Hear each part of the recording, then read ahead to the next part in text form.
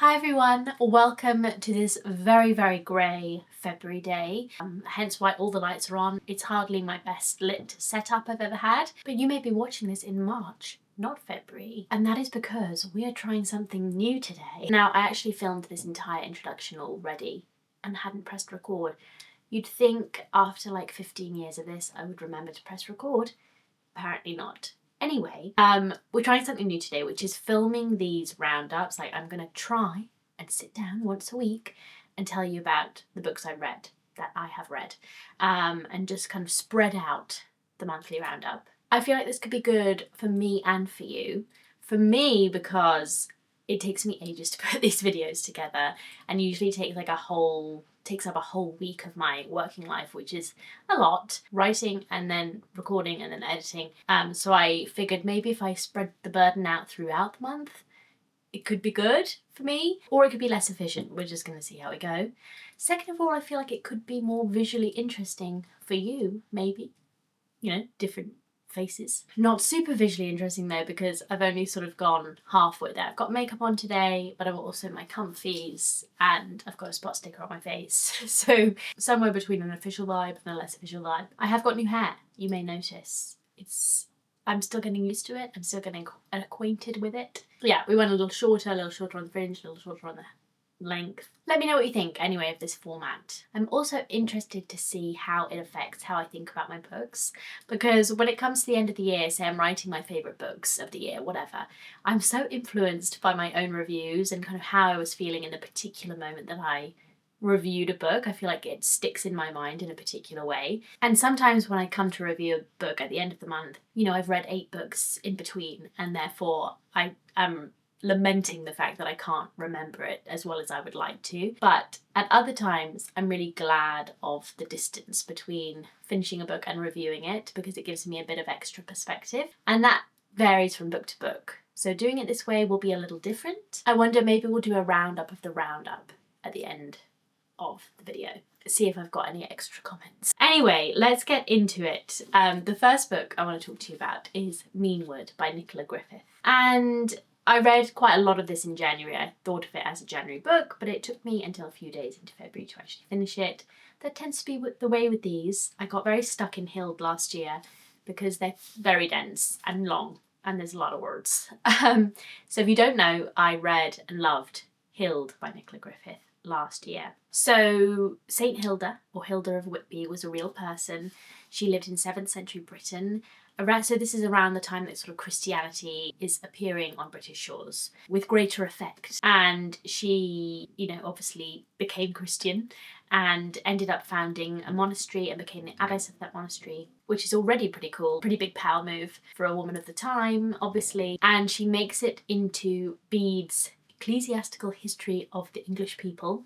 And he wrote a few paragraphs about her. And there was a couple of notable things I think that Griffith picked up on from this. One of the things he mentions is that kings came to her for advice, which is interesting. And then the other thing he doesn't mention is that she was a virgin, whereas apparently he says it about every other woman he mentions. So this obviously set cogs turning in Griffith's head, and these books are her way of sort of explaining to herself, I think, and to us, how Hild might have got into that position of power, that relative power, at such a chaotic time for the country. So yeah, we know nothing of Hild's early life really, apart from who her parents were. All of it is essentially made up, but in other ways it is very historically, well, it seems to me that Griffith has done many thousands of hours of research, and so in the sort of smaller ways it is very historically accurate, or as far as we know.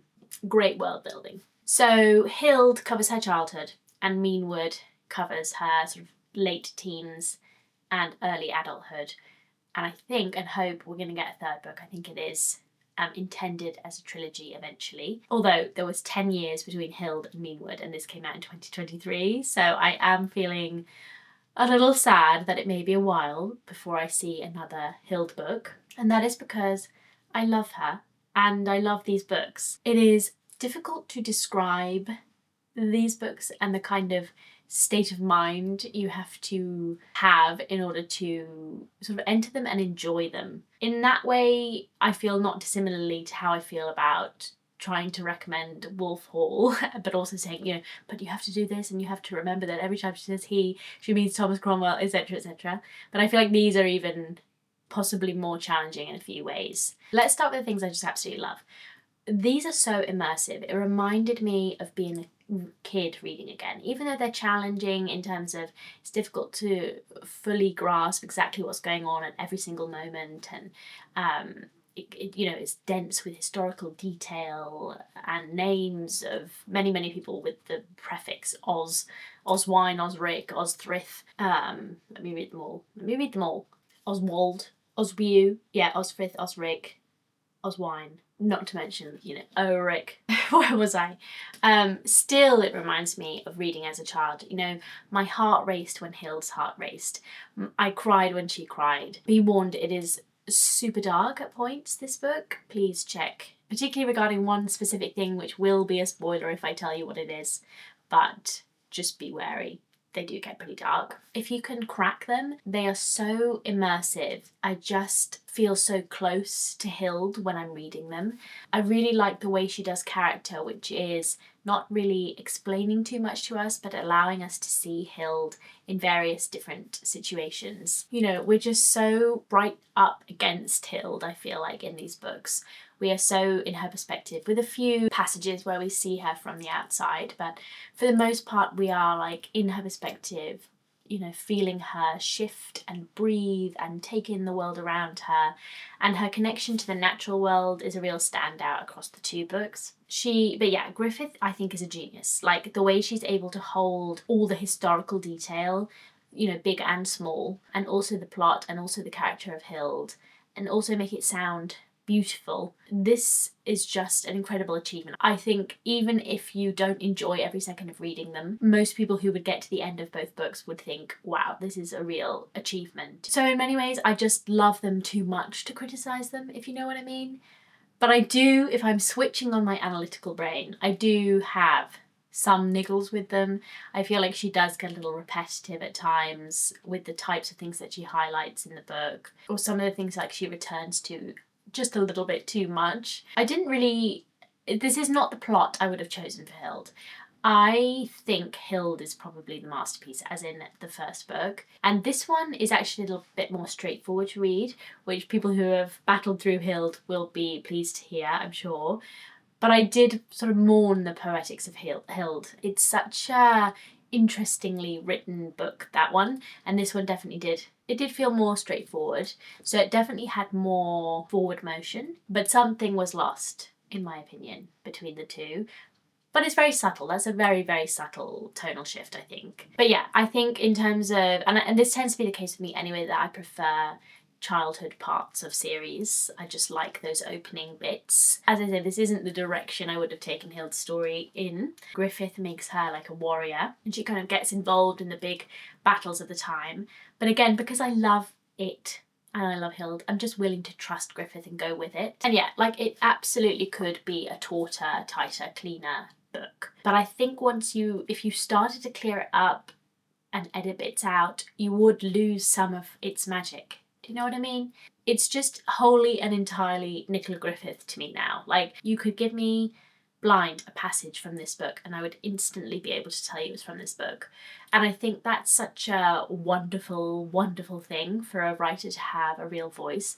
I obviously haven't read her other books yet, but in many ways I'm just like, when I switch on my analytical brain, I'm just like, shut up and turn it straight back off again, because I just think these are such great books, basically. Anyway, but these are a really hard sell for me. I feel like many people would just open this and just look at it and just think, why would I want to read hundreds of pages of this? Because it is dense. And again, it can't be for everyone, otherwise it wouldn't be as good as it is, you know, or it wouldn't be as enjoyable to the people that enjoy it. It's distinct, and therefore it's not going to be everyone's cup of tea. But if you give it a little bit of yourself, if you give it some time, if you give it some patience, I think you'll be really richly rewarded. So that is Hild and Menewood. Again, it's one of those things where I don't want to like talk it up so much and everybody rushes out to get it and then they're like, why are you making me slog through this? Okay, but I do really like them. I don't know, I just feel very attached to them. you know. Griffith, please finish the trilogy sooner rather than later. I am going to have to read some more Nicola Griffith though. I loved this, can you tell? The next book I have to talk to you about is The Dead Wander in the Desert by Rollan Seisenbayev. He is a Kazakh author. This I also mostly read in January. It's like over 500 pages, so it's quite a long book. I listened to it, which I don't think was the best way to consume this book, but at the same time we had it for Moon Book Club Pick in January, and I was like, I'm not going to have time to sit down with another 500 plus page book this month, so I listened to it instead. I ended up enjoying it in general. I did have to sort of go back and just double check some things. It's one of those because there's a lot of characters, and because it describes, you know, Kazakh culture and stuff that I'm really unfamiliar with. I probably should have read like the first 2, 3, 4 chapters and then switch to audio. I think that would have been a better way to do it. So it was originally published in 1991 in Russian, and this translation came out in 2019. Let's start with what it's about. So it's about the death of the RLC, basically, at the hands of the Soviet Union, kind of in its last decades, about the violence of bureaucracy, you know, ecological and human violence. If you don't know about this, basically the RLC was one of the largest lakes in the world. It was kind of spread across a number of different Central Asian countries, including Kazakhstan, obviously. Basically, the Soviet Union wanted to irrigate the desert to grow crops like rice and cotton. So they diverted the 2 main rivers that fed the RLC into the land, and they did it. Not only did they do this, and that was obviously disastrous ecologically for the RLC, but they also did it really inefficiently. So it didn't even, I think they had brief success with it in Uzbekistan, but generally they did not achieve their aim, and they lost a lot of water. So they just did unthinkable damage. I mean, it is like apocalyptic, and this is an apocalyptic novel, and it feels it. An enormous ecological disaster, I mean, beyond comprehension, really. And this novel obviously does try to comprehend it in some ways. So we get a lot of characters, we get a lot of names, a lot of like mini stories within the larger story, and kind of side tracks into kind of folklore and all sorts of different things. But we're mostly following 2 characters, Nazir and his son Kakaman. And Nazir is a fisherman and mullah who lived on the banks of the RLC, and no longer, it kind of recedes away from him. And then there's Kakaman, who kind of tries to fight the bureaucracy from the inside. We see him in party meetings, trying desperately to explain to anyone who will listen, with, you know, Russian scientists who were in support of him and understood what he was trying to say and do, and his Kazakh friends and colleagues, and, you know, they're all trying to explain that what the Soviet Union is doing with the RLC is absolutely disastrous. And I don't need to tell you that he fails in this effort. You know, he tumbles into despair, really. And just a note that this book is also extremely dark at times. There's some very, very harrowing scenes in it. Again, do check trigger warnings if you need. As I often feel when I encounter a book from like an entirely new culture or a new place, I don't really know exactly how to evaluate it for you or review it. I recommend this one for learning about what happened to the RLC, for learning about how it affected the people, for learning about Kazakh people and culture. You know, on that front, I absolutely recommend it. I think I would have to read more books by Kazakh authors to truly understand like what was Seisenbayev's like specific artistic choices with the book versus like what's just part of his literary environment and cultural upbringing and that kind of thing. In general, I mean, to kind of describe its style to you, it has this like grand sweeping style to it. You know, it's quite a high register, and from the translator's note, or what I can gather, it sounds like it has like a real rhythm and lyricism to it in the original. I don't think this tends to translate as well into English, for me at least, this kind of style. That's also partly preference, because I really like precision. That's just the type of thing I love. But yeah, it's not a fault of the book per se, it's just kind of my preferences in the style of writing that I like the best. And we go everywhere, all over. I wouldn't say that it does have a plot, but it's quite drawn out and strung out, along with like lots of other things, like even newspaper headlines from around the world at the time, or poetry or song, or as I say, like folklore or other people's stories, that kind of thing. So it's kind of a big sack of things. Sometimes I describe books as like a sack, but this is one of those. So I know that for some, probably it would feel too meandering, too slow, but it did keep me going. Like I did keep coming back to it. And yeah, we spend time. So we go with Kakaman to party meetings. We sit by the shores of the sea with Nazir and his wife. We go into people's homes and have these kind of intimate, smaller moments.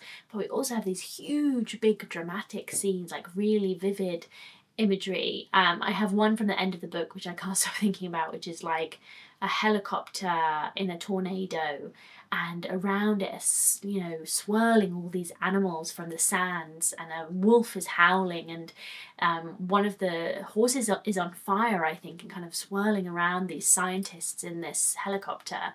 And this astounding imagery, so we get a little bit of everything, basically. We also have some sort of magical realism inclusions, like catfish that talk to you telepathically, or seeing people's ghosts after they've died, or having kind of prophetic dreams. So yeah, I've seen it described as a folk epic. I think that's probably a good way of describing it. As I say, it's not really my preferred type of book, but I recommend it for all the reasons that I mentioned. I have gone down a rabbit hole of trying to find more Kazakh literature in translation. Obviously this is difficult. Some of it's written in Russian, some of it's written in Kazakh. If you have any recommendations, do let me know of things that are available in English. Because I feel like I need to read more. Can't just stop there. I need to read more to fully understand this book and get to grips with it. Final thing to talk to you about this week is Over the Moon by Imtiaz Dharker.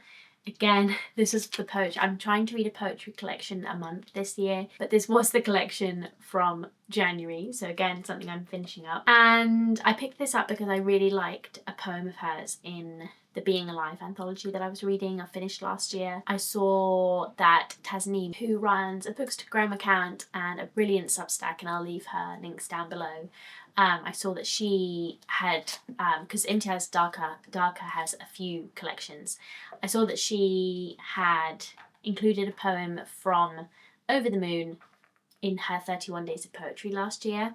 So I thought I would go with this specific collection, and I'm so glad I did. It was utterly beautiful.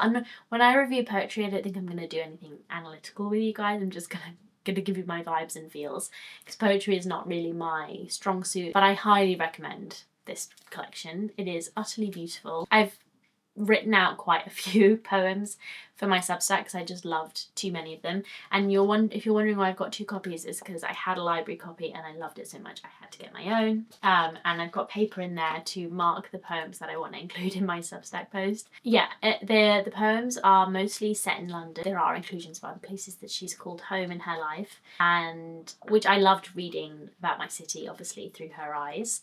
But then I think her husband died while she was writing this collection, and so we get this selection of poems about grief and loss and love, which are utterly beautiful. I mean, they're devastating, of course, and some are more despairing than others, but the ones I particularly loved have this just deep sense of love and kind of beauty in the deep darkness of pain kind of feel to them. And it's something that I really like about quite a few of her poems, including the sort of lighter-hearted ones, is finding beauty in everyday things and everyday moments. And some of them even have a little bit of humour and kind of lightness, and it really provides balance to this collection as a whole. I assume her other collections as well, and also gives her a really distinct voice. I feel like I'm getting to know her through her poems. So yeah, all I can say is that I highly recommend this collection particularly,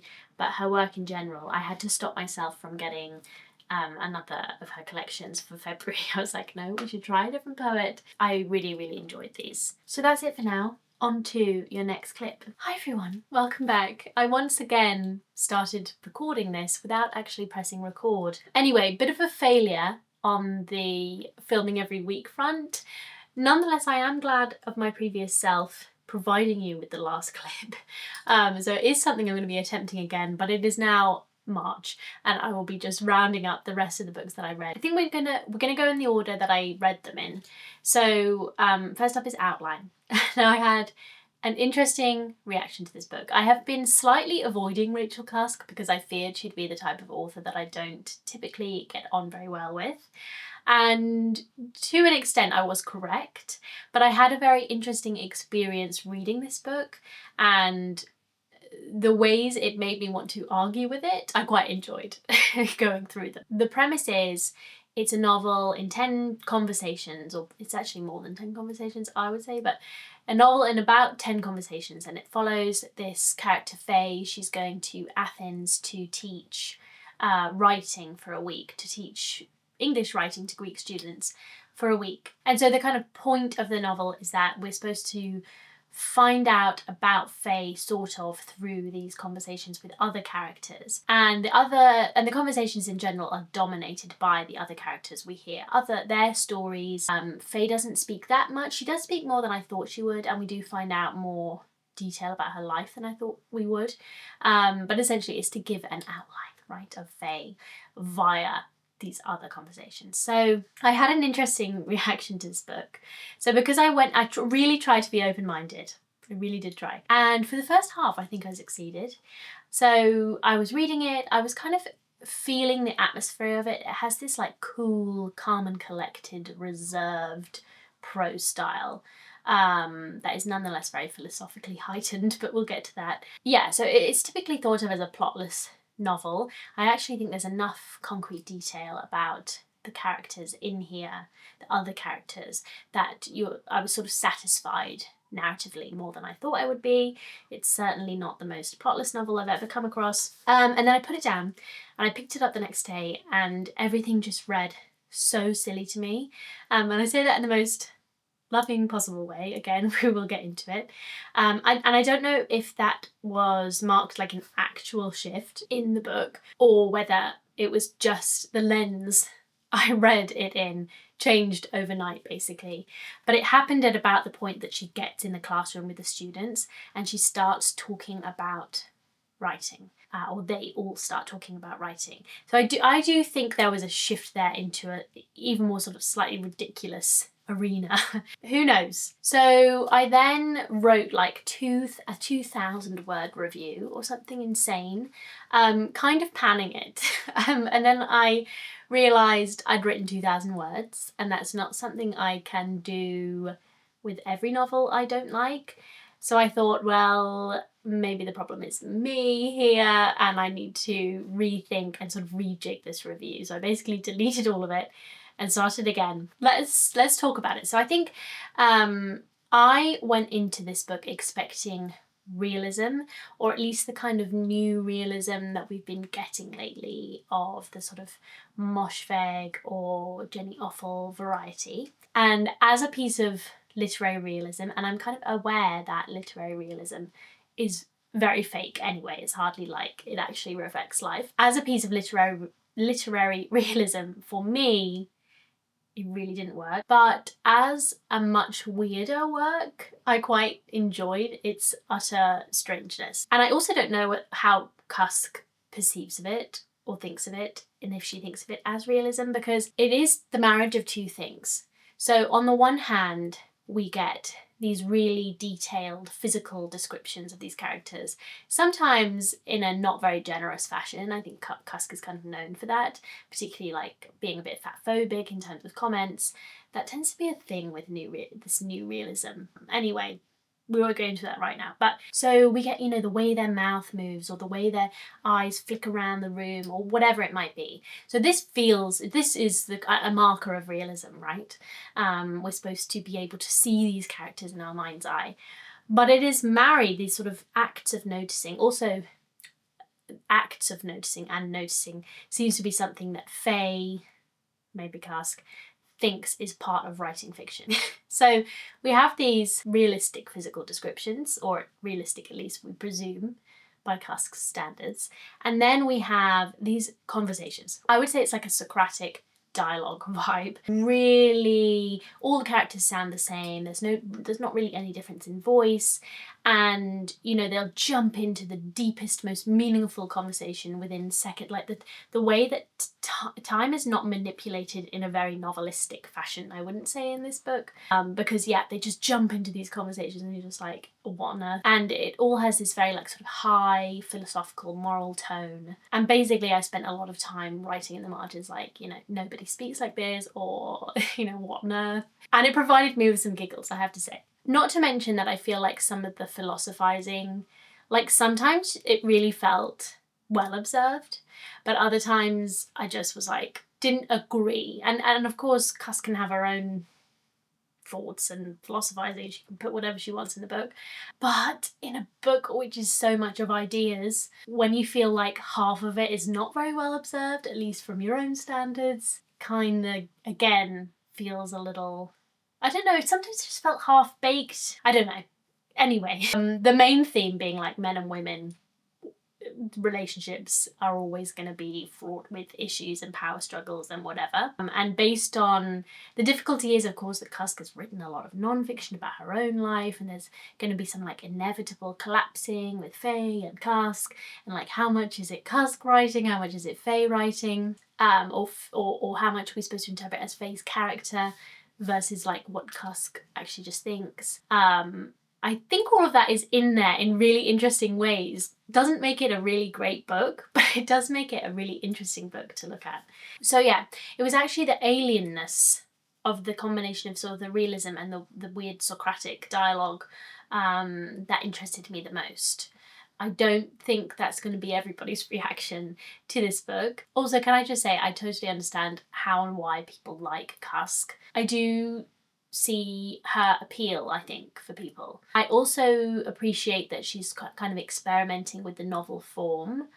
Again, not in my preferred fashion, but again, there's lots of people experimenting with the novel form who I couldn't write 2,000 words about. So I do think she's doing something with the concept of fictionalization.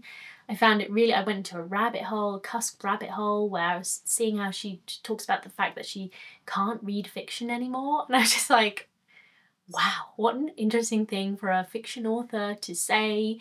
Why are you writing fiction? All these meta questions interest me more than the novel itself, is kind of what I'm trying to say. So yes, I think this will appeal to readers who like this kind of fiction. If any of the weird stuff that I've just said intrigues you, it might be worth reading. If you're interested in Cusk, maybe interests me in like what she is saying about writing fiction in the current era.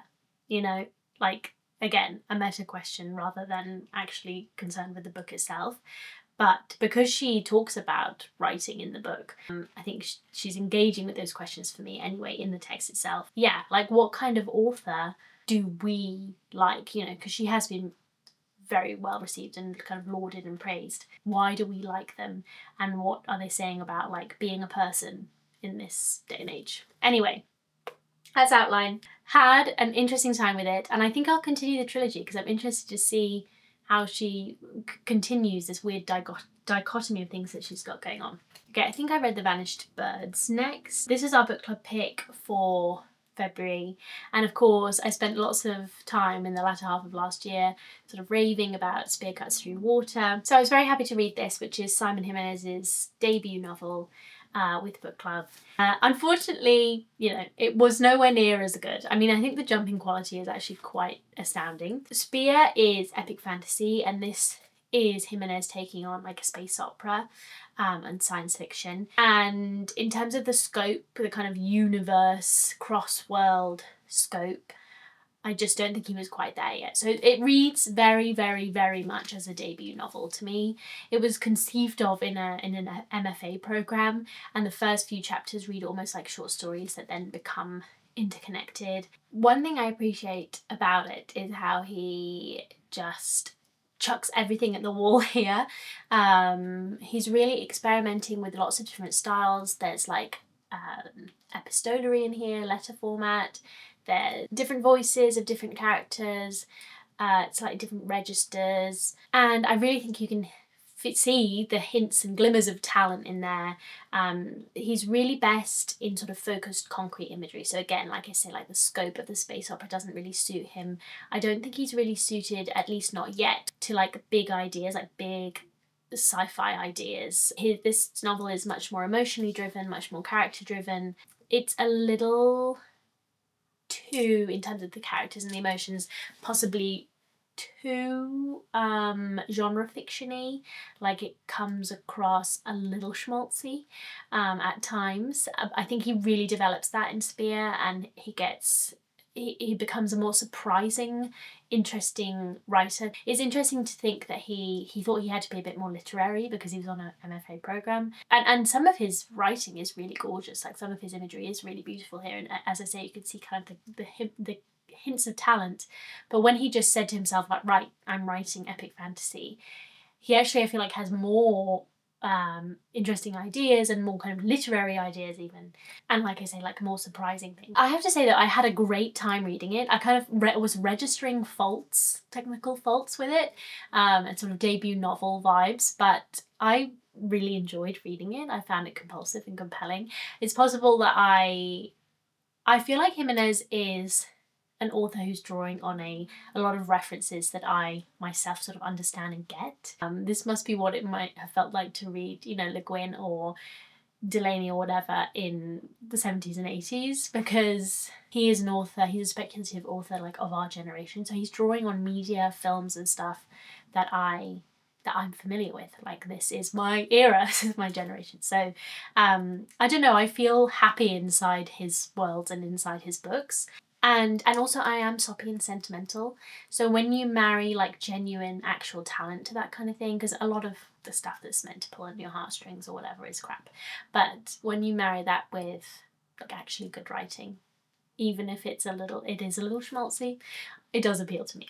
Anyway, we follow a small cast of characters who kind of centre around this boy, this silent boy, who may or may not have a particular talent, a special talent.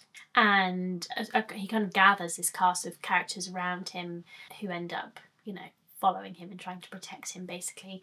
It's a complicated novel to summarise the storyline of, because, as I say, there's a lot actually that goes on in here. You know, usually a sci-fi novel would be much longer, and we kind of concluded in book club that for him to really flesh out some of these ideas, it would have had to have been a lot longer, or a series or something. I just don't think he was as invested in this. You know, first novel, get it out, get it published, he can move on to exciting things like Spear Cusk Through Water. So I recommend this only if you loved Spear and you kind of want to see, you're waiting for Jimenez's next book and you kind of want to see some of the hints of his talent in his debut. So I reread The Greenlanders, finally. I've been meaning to reread it basically from the moment I finished it the first time. This is The Greenlanders by Jane Smiley. If you're new around here, I have been singing this book's praises for quite a few years, and I think I first read it in 2019. I love it. Oh, I do love it so much. So it's funny though, because I had a similar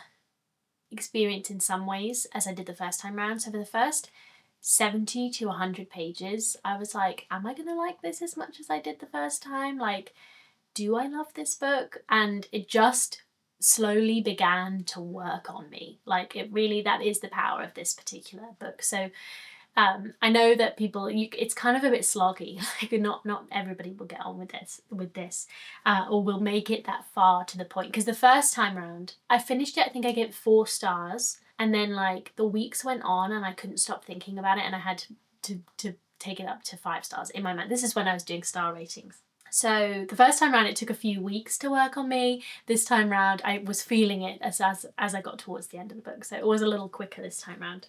So it was really interesting to read it off the back of The Long Ships by Frans G. Bengtsson, which I talked about last time, which is a Swedish novel from the 50s. And that is in the style of an Icelandic saga, as is this. And now I'm in saga mode. Like, I have purchased a rather large volume of translated Icelandic sagas, so the originals. I'm so fascinated by them, actually. I didn't even realise they were in prose originally. I thought they were poetry. You know, this is ancient literature, which is really rare to have something like that in prose, so I didn't even realise they were in prose. Anyway, So I'll be able to share more about my saga journey, but yeah, I really liked seeing the differences between the long ships and this one. So the long ships is a much, I don't want to say lighter read, but it's like a more rollicking read. It will draw you in quickly. It's got that witty, funny tone to it, and it's adventurous, and it's a lot of fun. This one I remembered was much darker, grimmer, denser, and obviously Smiley is an American author, so I feel like it does make a difference. Whilst the first time I was just kind of awed by the Icelandic saga style, which something about it does appeal to me. This time around I definitely saw more of the American influence in Smiley's writing. And I haven't put my finger on exactly what it is, but it's something about the way that imagery is used in the book really reminds me of other American fiction, kind of a little bit before Smiley or about the time of Smiley writing this, which is 1988. Anyway, I do also think she does, and again I need to read the original saga so I will be able to tell you a bit more accurately, but compared to Bengtson, for example, who I want to say is using, to be fair, from what I've read, I kind of read a few pages of the originals, Bengtson does have definitely his own take. It is wittier and more ironic. Obviously he's writing in the 50s. This one, anyway, I do think she does depart slightly and make it, again, kind of updates it, makes it more contemporary and good, better for contemporary audiences. Because I do think we follow, whilst we are inundated with names at the beginning, compared to something like Menewood, for instance, where you kind of have to keep track of all those people, we do narrow in focus as the book goes on down to a pair of siblings, Gunnar and Margaret, and their lives, basically, like what happens to them. And we get more description of what's happening inside their heads, we get more dialogue. Yeah, again, is a bit more contemporary, I would say. So yeah, but this combination of like the archaic style plus a slightly more contemporary psychological take is like magic to me. I just love it so much. It is perfectly worked. I was like crying basically for the last 50 pages. I felt so close to the characters by the end and so involved in their lives. The thematic balance is beautiful as well. Like the certain themes that kind of crop up and repeat are, wonderfully handled, wonderfully done. Yes, anyway, it's not going to be for everyone. It definitely opens more saga-like. So like I say, we have lots more names at the beginning, kind of setting the scene. Because it didn't have that lightness that Bengtson's work had, and that kind of comedy, which I do think there are occasional moments of comedy in here. There's a lot of tragedy. But there are occasional funny moments too in here. But because Bengtson's is kind of, it's suffused through the whole thing, at the beginning I was like, oh, it doesn't feel the same. But as I say, it really took me in. But yeah, the beginning is tough. It's going to feel dense for people that haven't read something in this style before. It kind of takes a minute. It takes a minute to warm up.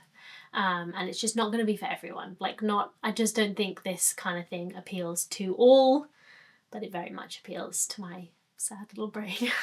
Finally, I'm going to talk about Cahokia Jazz, which is an alternate history noir novel, so set in the 1920s in America, but it's set in a city called Cahokia.